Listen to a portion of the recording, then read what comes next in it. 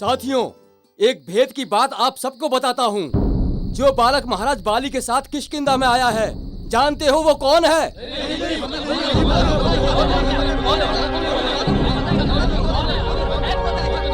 वो अंजन नरेश केसरी का पुत्र मारुति है। हमने भी मारुति के बहुत चर्चे सुने थे। आज उनके दर्शन भी हो गए। हम तो मारुति को कब से देखना चाहते थे और वो हमारे प्रदेश में आया। ये तो बहुत ही अच्छा हुआ। कुछ अच्छा नहीं हुआ भाई।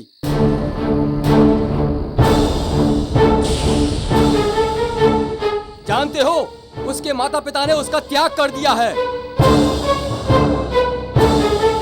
क्योंकि उसकी माता अंजना ने हमारे महाराज और महारानी को श्रापित कर दिया था कि कभी उनको संतान का सुख प्राप्त ना हो।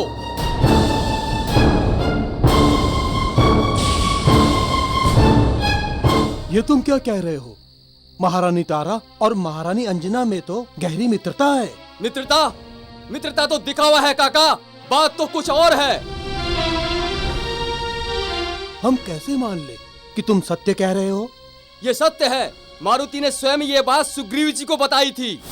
बाली काका मेरे पिता और तारा मौसी मेरी माँ इसलिए हैं क्योंकि मेरी माँ अंजना ने मेरा त्याग कर दिया है। अब समझ में आ गया आप सबको?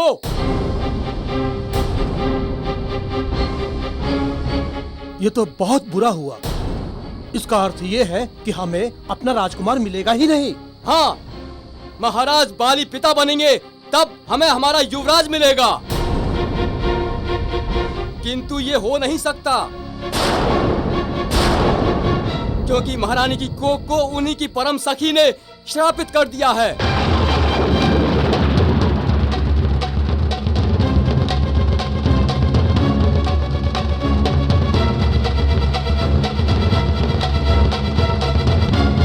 ये तो किष्किंधा की सारी प्रजा के साथ छल हो रहा है। हाँ, ये छल है किष्किंधा की प्रजा के साथ।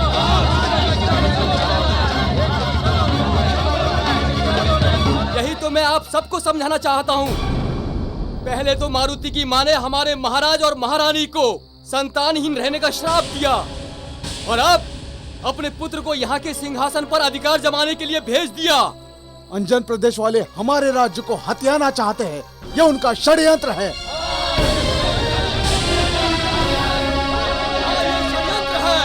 यह उनका षड्यंत्र है।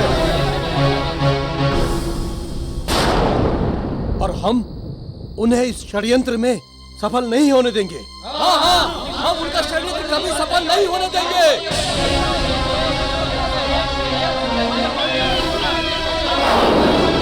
कभी सफल नहीं होने देंगे।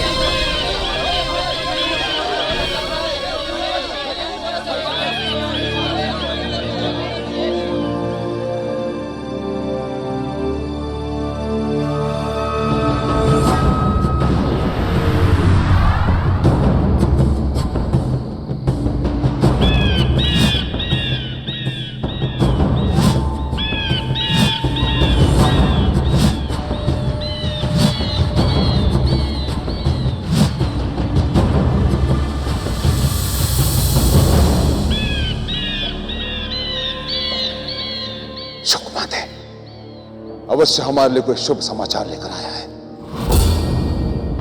हम अभी आते हैं। ठहरो दशानन, तुम शुक से मिलने नहीं जाओगे। तुम्हारे स्थान पर तुम्हारा प्रतिमूर्ति मायावी रावण जाएगा। देखे तो शुक उसे पहचान सकता है या नहीं? रावण रावण है हम।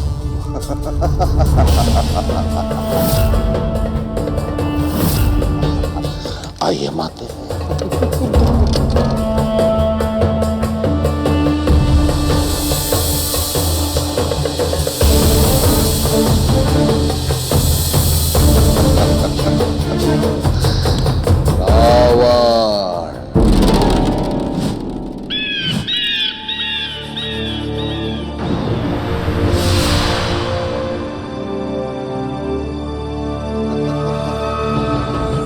मेरे प्रिय सुख, आओ। बोलो, क्या समाचार लाए हो अपने लंकेश्वर रावण के लिए?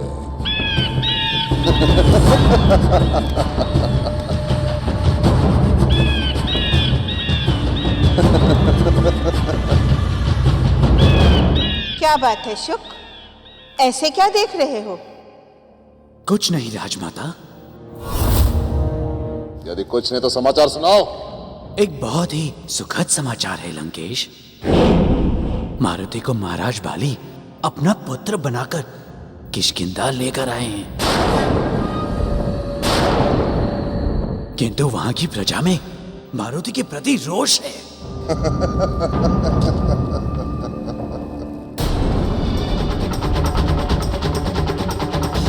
अंजन प्रदेश वाले हमारे राज्य को हथियाना चाहते हैं।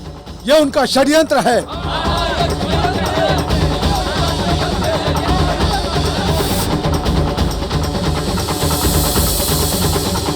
उन्हें इस षड्यंत्र में सफल नहीं होने देंगे।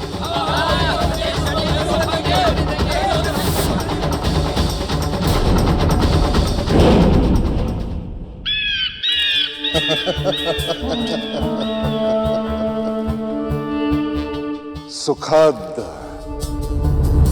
सुखद समाचार सुनाया तुमने शुक।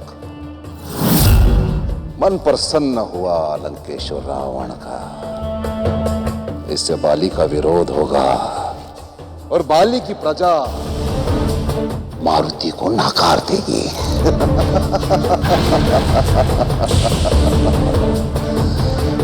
तुम शीघ्र जाओ और वहां की एक एक घटना पर अपनी दृष्टि रखो और समय समय पे हमें सूचित करते रहना। जाओ। जो आज्ञा लंकेश।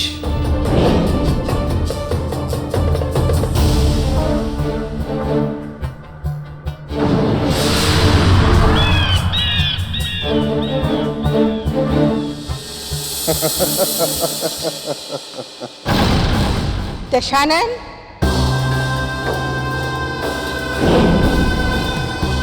जी माते।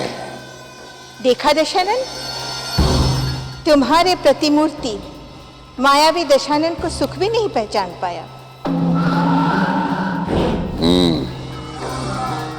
बिल्कुल सत्य कहा आपने माते। शुक पक्षी योनि का है और पक्षियों की छठी इंद्री बहुत तेज होती है, और यदि शुक ने अपने छठी इंद्री के ज्ञान से भी हमारे इस प्रतिरूप को नहीं पहचाना, इसका अर्थ यही हुआ कि हमारे इस प्रतिरूप को कोई नहीं पहचान पाएगा, कोई नहीं। आनंद आ गया माते। हाँ दशानन, और रही बात मंदोदरी की, तो तुम उसके लिए बिल्कुल भी चिंतित मत होना। मैं तो यहाँ हूं ना। यदि आवश्यकता पड़ी तो मैं मंदोदरी को भी समझा दूंगी। ठीक है माते, तो हम महादेव को लंका लाने के लिए तप करेंगे और तब तक हमारा ये प्रतिरूप लंकेश लंका में रहेगा।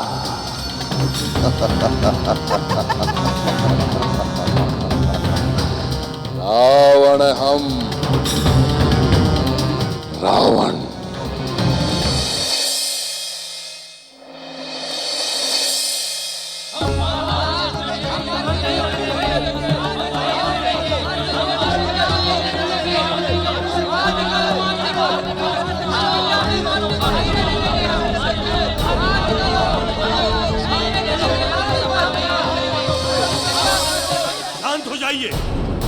शांत हो जाइए आप सब। क्या बात है, क्यों चिल्ला रहे हैं आप सब? महाराज, हम मारुति को किष्किंधा में नहीं रहने देंगे।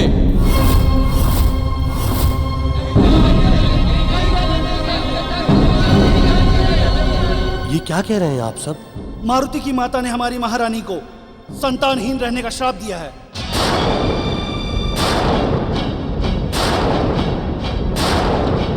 और अब अपने पुत्र को यहाँ भेजा है ताकि वो हमारे युवराज का स्थान ले सके।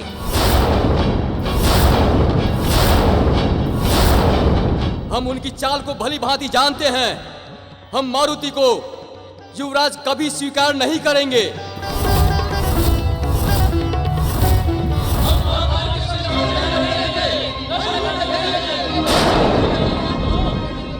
देखिए, आप सबको भ्रम हुआ है। किसी ने भी आपके साथ या हमारे साथ छल नहीं किया है। परिस्थितियां ही कुछ ऐसी उत्पन्न हो गई हैं। सुग्रीव जी बस, अब हम और कुछ नहीं सुनना चाहते। हमारी महारानी को मारुति की माता अंजना ने श्राप दिया है, इसलिए हम मारुति को कभी स्वीकार नहीं करेंगे, कभी नहीं। हाँ, मारुति युवराज पद का नहीं, दंड का पात्र है। बस!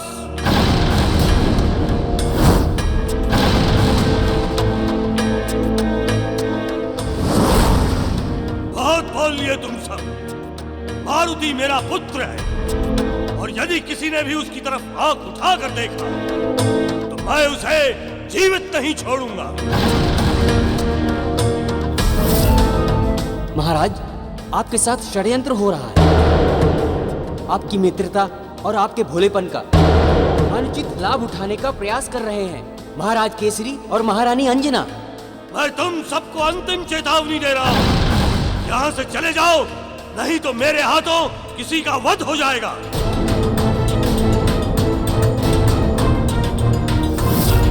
चेतावनी देने से सच्चाई बदल नहीं सकती महाराज। मारुति छल में माँ का साथ दे रहा है और इसलिए वो भी अपराधी है।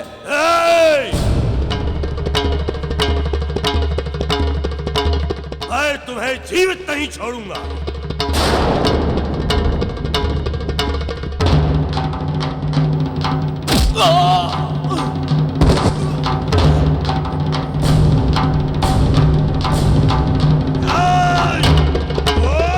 रुक जाइए पिताजी।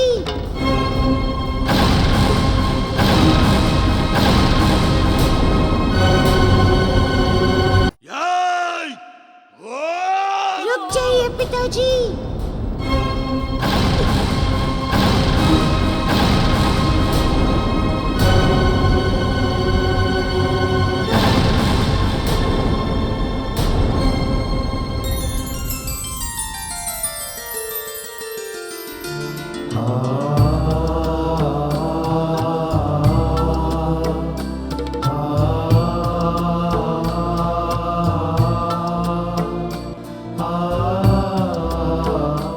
क्या करने जा रहे हैं पिताजी?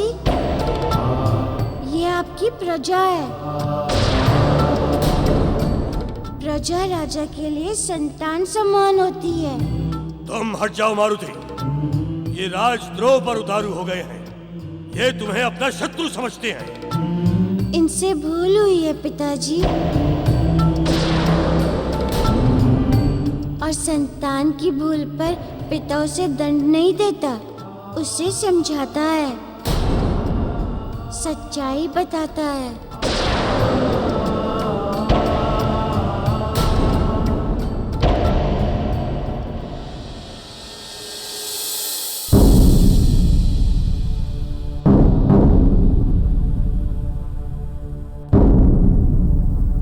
आप जो कह रहे हैं वो सत्य है। मेरी माँ से अपराध हुआ है और उनका पुत्र होने के कारण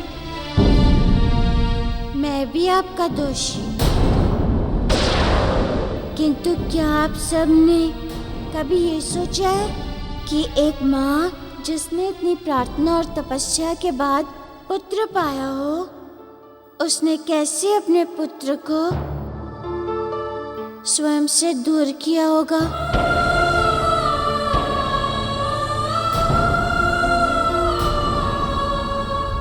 क्या आप सोचते हैं कि मैं अपनी माँ से दूर होकर प्रसन्न हूँ, या वह मेरी माँ जो मुझे देखे बिना एक पल नहीं रह सकती थी, आज मुझे यहाँ भेजकर सुख से होगी?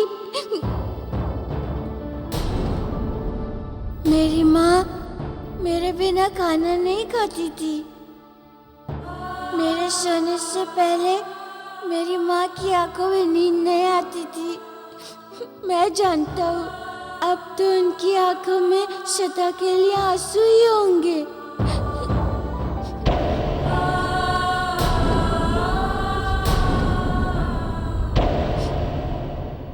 इससे बड़ा दंड क्या हो सकता है मेरी माँ के लिए। मैं जानता हूँ वहाँ मेरी माँ दुखी है और यहाँ तारा माँ जो मुझे पुत्र से भी बढ़कर प्रेम करती है वो भी सुखी नहीं है।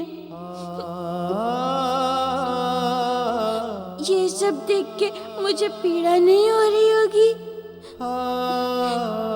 क्या ये मेरा दंड नहीं है?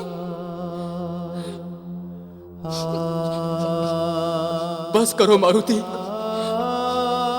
बस करो, हमसे भूल हो गई, हमें क्षमा कर दो।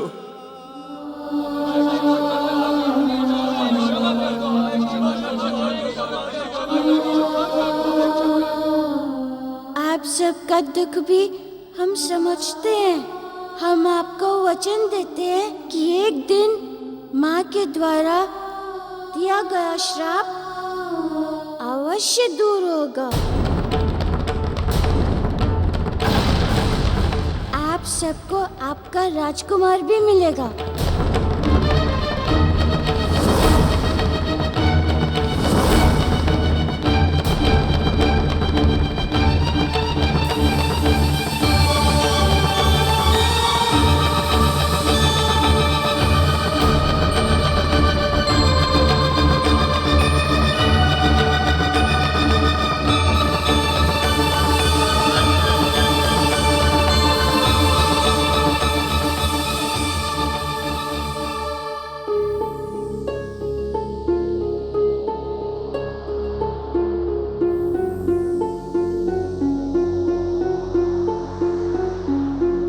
हमें तो आश्चर्य हो रहा है कि मारुति ने ऐसा वचन कैसे दे दिया। जिस श्राप का निवारण मतंग जैसे महातेजस्वी ऋषि नहीं कर पाए, मारुति उसे कैसे दूर कर पाएगा? भाभी, बच्चे भगवान का रूप होते हैं और हो सकता है मारुति के मुख से निकली हुई वाणी भगवान की ही वाणी हो।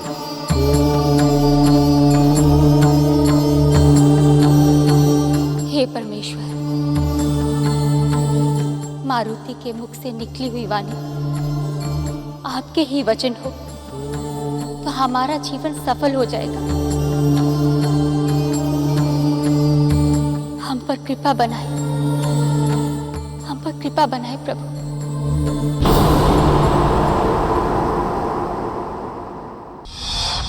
एक नन्हा सा बालक अपनी माँ से दूर रहकर कैसे सुखी रह सकता है? आप सत्य कह रही हैं भाभी। आज प्रजा के सामने मारुति का दुख छुपा नहीं रहा, किंतु श्राप निवारण के लिए जो उसने वचन दिया है सबको, उस पर मुझे भी आश्चर्य हुआ है। कोई बात तो है जो किसी को समझ में नहीं आ रही है। मारुति कोई साधारण बालक नहीं है। जिस बाली के सामने बड़े बड़े योद्धा आज तक खड़े नहीं हो सके, ये बाली भी मारुति के सामने असहाय हो गया था। कुछ तो रहस्य है जो हमें दिखाई नहीं दे रहा है। कुछ तो है मारुति के मन में।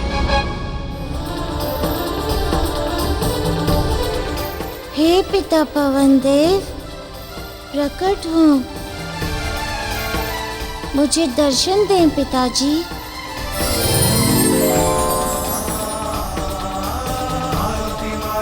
प्रणाम पिताजी।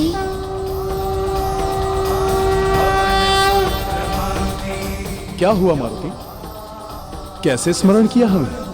पिताजी, आप तो वायु रूप में सारे जगत में व्याप्त हैं। आपसे कुछ नहीं छुपा है। जिन परिस्थितियों में मैं उलझ गया हूँ, उन्हें सुलझाने का कोई तो उपाय होगा। मैं समझ नहीं पा रहा हूँ कि मैंने जो वचन दिया है उसे कैसे पूरा करूं? मेरा मार्गदर्शन कीजिए पिताजी। मारुति, किसी भी लक्ष्य को प्राप्त करने के लिए प्रयास करते रहना ही सफलता का मूल मंत्र होता है। किंतु हम थककर बीच से ही लौटने लगते हैं, वहीं से कोई नया मार्ग मिलने वाला होता है। इसलिए सदैव प्रयास करते रहना चाहिए। समय आने पर लक्ष्य की प्राप्ति अवश्य होती है। किंतु वो समय कब आएगा पिताजी? पुत्र मारुति, समय सदैव परिवर्तित होता रहता है। आज दुख है तो कल सुख आएगा ही। अब समय निकट ही है, शीघ्र ही तुम्हें मार्ग मिल जाएगा।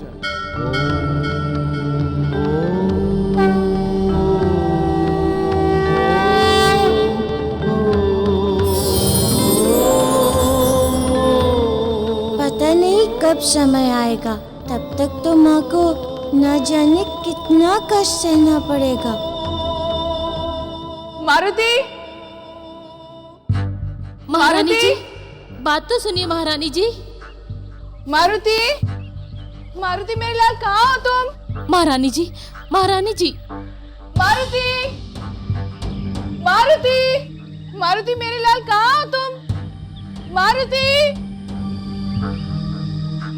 महारानी जी रुकिए, महारानी जी, महारानी जी रुकिए, महारानी जी।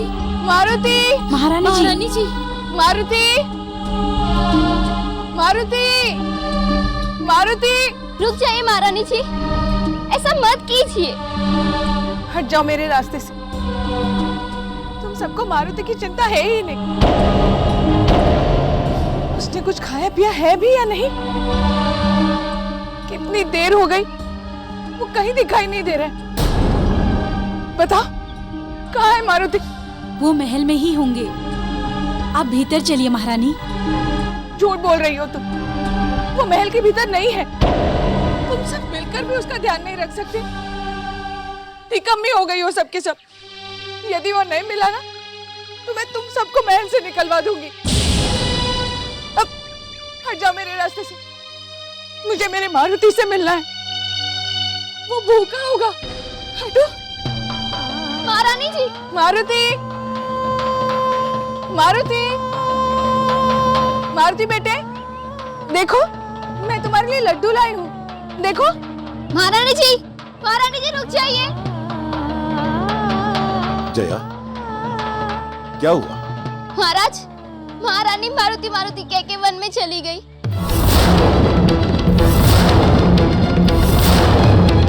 हम सबने उनको रोकने का बहुत प्रयत्न किया, परंतु वो नहीं रुकी।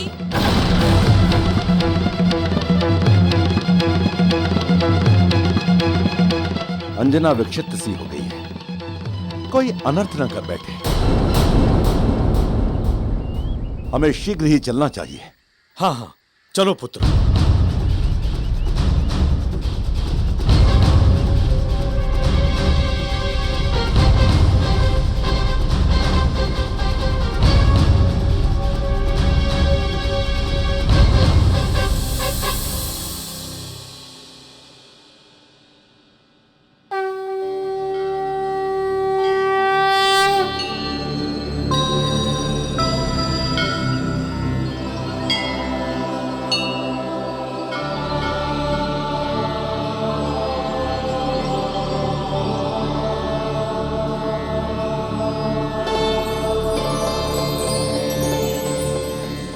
हे जगत के पालक, हे जगदीश्वर, ये सब क्या हो रहा है?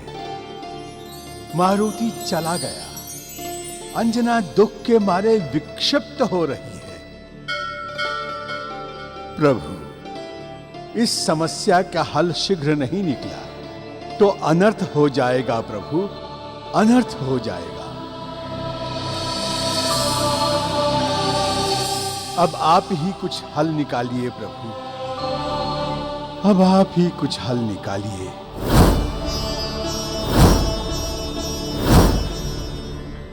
ब्रह्मपुत्र जामवंत,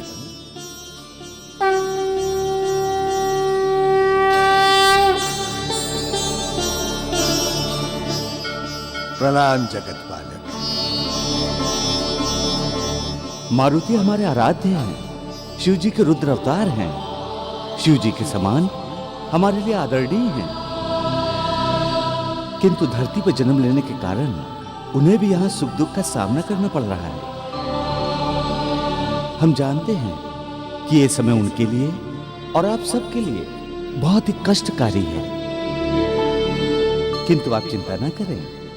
इन समस्याओं का समाधान करने के लिए पुण्य आत्मा शबरी जा रही है।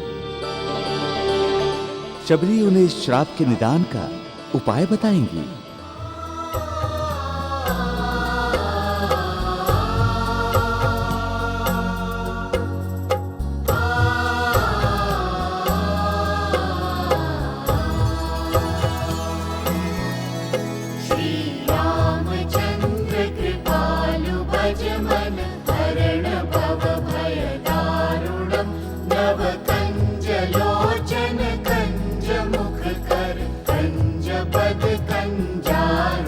गुरुदेव के कहने पर मैं किष्किंधा जा तो रही हूँ, किंतु वहाँ जाकर मैं करूँगी क्या?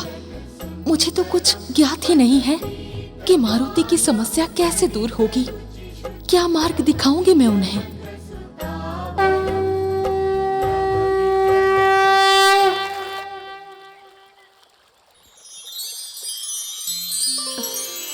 बहुत प्यास लगी है। अच्छा हुआ ये नदी मिल गई।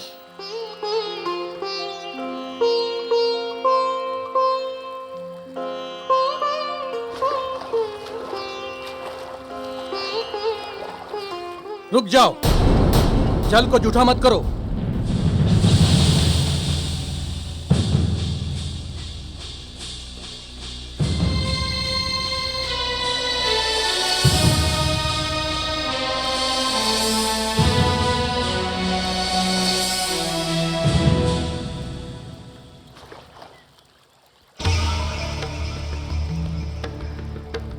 तुम्हें दिखाई नहीं दे रहा है? यहाँ पूजा हो रही है और तुम वहाँ जल को जूठा कर रही हो। वही अशुद्ध जल यहाँ आ रहा है। बेटी, हमारी पूजा समाप्त होने दो, तब तुम जल पी लेना। यदि जल अशुद्ध हो गया तो हमारी पूजा व्यर्थ हो जाएगी। जो आज्ञा ब्राह्मण देव, मैं प्रतीक्षा कर लूंगी। ब्राह्मण देव, विधि और पिंड दान करवाइए, जिससे हमारे पितरों की आत्मा को ऐसी मुक्ति मिले कि पितृलोक में जाकर उन्हें वैभव का स्थान प्राप्त हो। उन्होंने यहाँ भी वैभव का जीवन जिया है। अवश्य जजमान, आपके समस्त पितृ प्रसन्न हो जाएंगे। यहाँ तक कि वो पितृ भी मुक्ति पा जाएंगे जिन्हें आप जानते नहीं। मैं तो सभी को जानता हूँ विप्रवर। जजमान, कुछ पितृ ऐसे भी होते हैं जो आपके कुल में जन्म लेने के लिए अपने धाम से निकलते हैं, किंतु किसी बाधा के कारण वो जन्म नहीं ले पाते। इस प्रकार वो पितृलोक में ही वास करते हैं।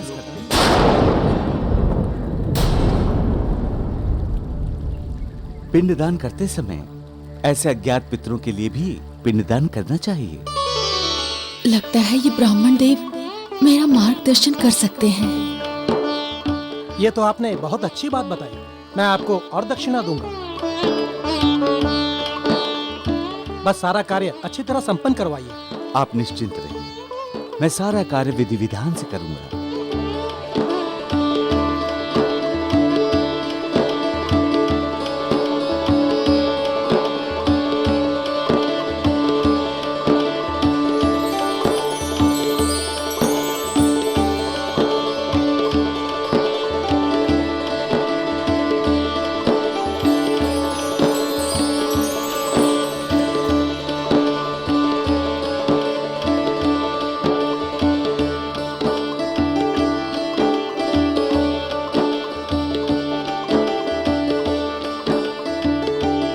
लीजिए जजमान, अपने पितरों का स्मरण कीजिए और ये पिंड जल में प्रवाहित कीजिए और अपने पितरों को नमन कीजिए।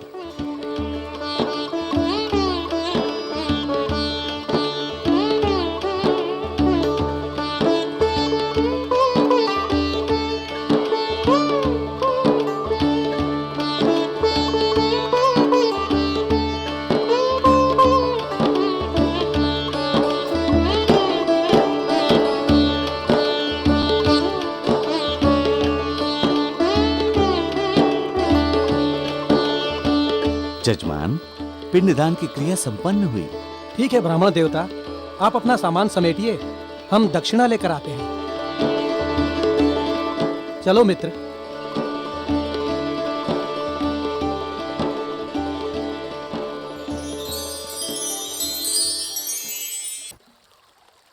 ब्राह्मण देव, आप अज्ञात पितृगणों के बारे में कुछ बात कर रहे थे।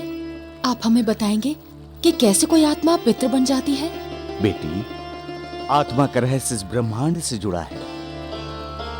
इस ब्रह्मांड में अनेक जीवात्माएं अदृश्य रूप में विचरण करती हैं, जिनमें अच्छी, बुरी, देव, दानव, मानव अनेक प्रकार की होती हैं।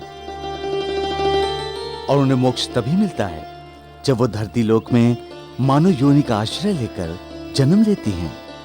इस प्रकार वो एक वंश से जुड़ जाती हैं और इस प्रकार उस वंश के पितृगणों में उनकी गणना होती है। किंतु जो जन्म नहीं ले पाते, उनका क्या होता है?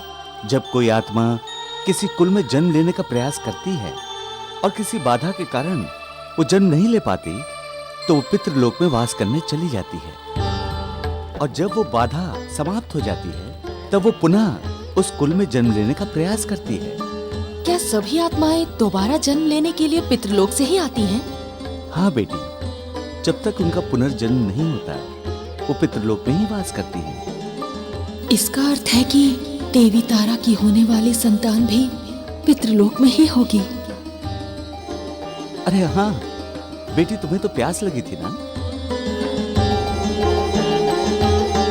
लो, जल ग्रहण करो। अच्छा ब्राह्मण देव, मुझे विलंब हो रहा है, मैं चलती हूँ।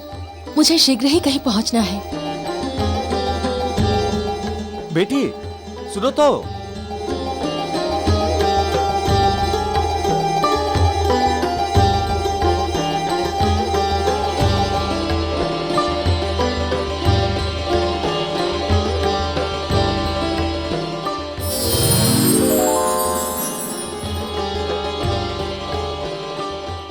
शबरी, जो ज्ञान हम तुम्हें देने आए थे वो तुम्हें मिल चुका है। अब तुम मारुति का मार्गदर्शन कर सकती हो। अंजना, अंजना, कहाँ तुम?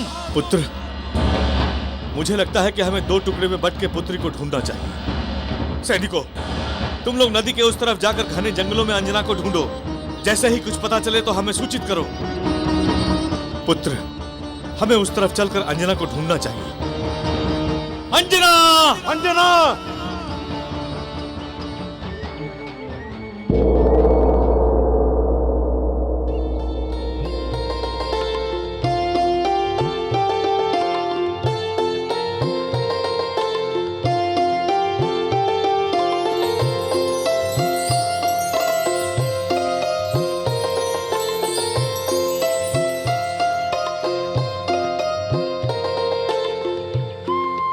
यदि मैं इस वेश में मारुति से मिलने गई तो हो सकता है कि पहरेदार मुझे महल में जाने ही ना दे।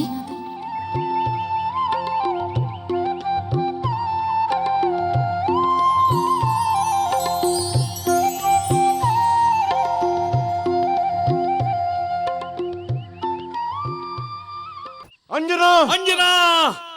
मारुति, मेरे लाल, मैं जानती हूँ महल में कोई तुम्हारा ध्यान नहीं रखता, इसीलिए तुम हमसे रुष्ट होकर यहाँ बैठे हो ना।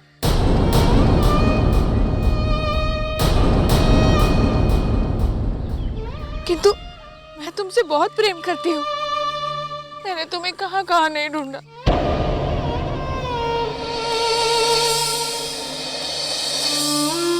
देखो, तुम्हें भूख लगी होगी ना, मैं तुम्हारे लिए लड्डू लाई हूँ, खाओगी? लो खाओ, खाओ। क्या हाल हो गया है अंजना का। हे प्रभु, अब और सहन नहीं होता। किन कर्मों का दंड दे रहे हो हमें। संकट की इस घड़ी में हमें धैर्य रखना ही होगा पुत्र। ये तो स्पष्ट दिखाई दे रहा है कि अंजना की मानसिक स्थिति निरंतर गिरती जा रही है, इसलिए आपको ही हिम्मत रखकर उसे संभालना होगा। जाओ पुत्र, अंजना को संभालो जाकर।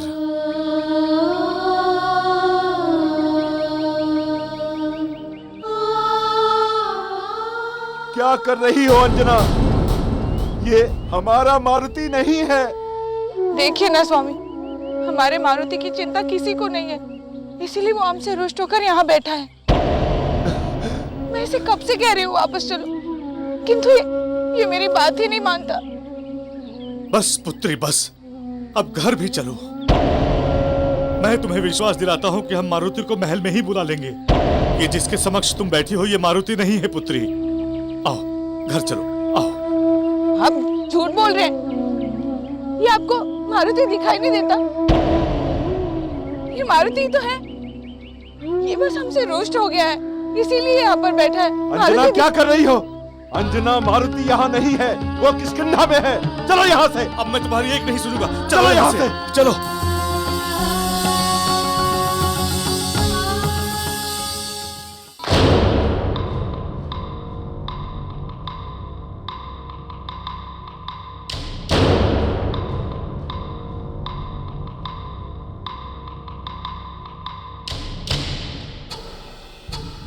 रुको।